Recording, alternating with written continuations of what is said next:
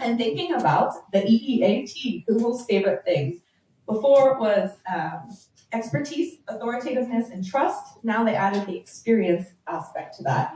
So the experience aspect means that they want to know that you're an authority to write about this topic. They want to know, who are you as a company and a brand? Are you citing sources that are reputable? Does it make sense? Are you sharing unique experiences and opinions? So this is important with Google now. Even they changed their articles to include the authors and links to where you can find them. And we're going to talk about what this does in a little bit.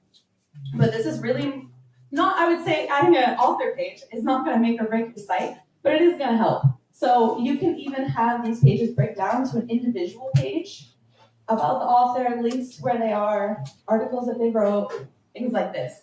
And what this does is that it signals to Google who this person is. Oh, they wrote an article for you here, but they also wrote it here, here, here. I see they're educated here. Okay, they know what they're talking about. Let's boost up your ranking.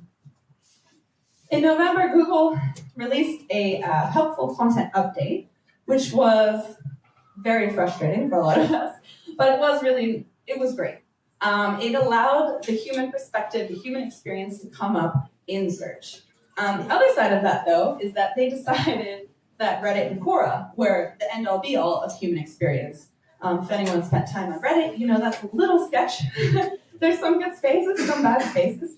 But there is this focus now. So if you are searching in the US, there is a perspectives tab. You can click that up at the top, and then you will see YouTube videos, Reddit, and other items here. I believe that this was going to be a lot more vast than what it is at the moment. But I still think it's in the making. So we're going to see a little bit more sharing of these social experiences right inside of search. And so satisfying that need, having the right authors, having the right people creating content. If you don't have them, maybe you can interview them. Wrote another article, here you go. Lots of tips how to interview someone to get better content. You're going to have quotes, you're going to have a subject matter expert. These people are also going to be known on the internet probably with their LinkedIn, their websites. All of these things kind of come together to build your authoritativeness on the internet. So, how can we adapt to all this? There's a lot of challenges out there. And when we think about SEO, we think about three areas. We have technical content and links and mention. You have your website, the pages that people are reading, people talking about you, and as you may have noticed, EEAT. This is important. Google's pushing this. This is, I don't know how to say it, but this is their thing at the moment. They're pushing it real hard. And so I think integrating this into your content is a way that you can stand out from a world of AI. So thinking about that, how do they understand this? Well, they understand it through very complicated technical things. So we'll say this is an entity, and an entity is, a uniquely identifiable object.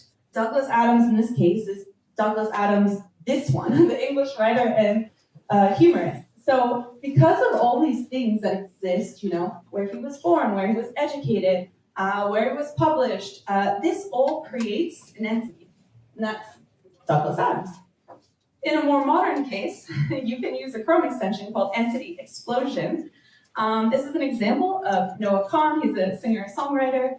When you're using this, you can actually see all the information about their entity. I can even see, their lyric ID, their Apple Music ID, their Facebook, their IMDb, their Google Knowledge Graph.